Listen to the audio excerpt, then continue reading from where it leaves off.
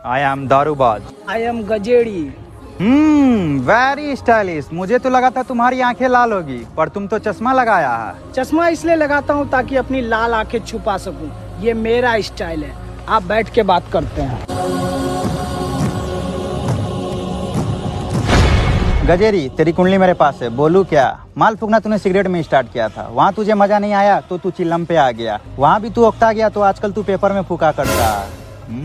Very standard. यही नहीं, तू नशे में स्लो मोशन में चला जाता, और तो और सिगरेट जॉइंट से ज्यादा हानिकारक है ये लोगों को बताता। Good good, I like it. दारूबाज, तू क्या समझता है गजेड़ी तेरे बारे में कोई खोज खबर नहीं रखता?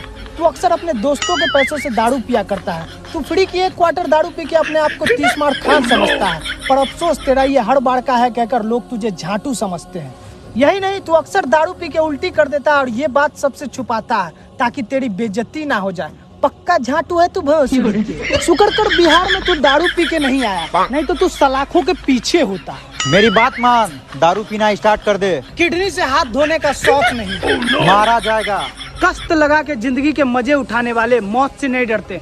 चलता हूँ, ज्यादा बोलूंगा तो होली में दारू का टर्नओवर कम हो जाएगा।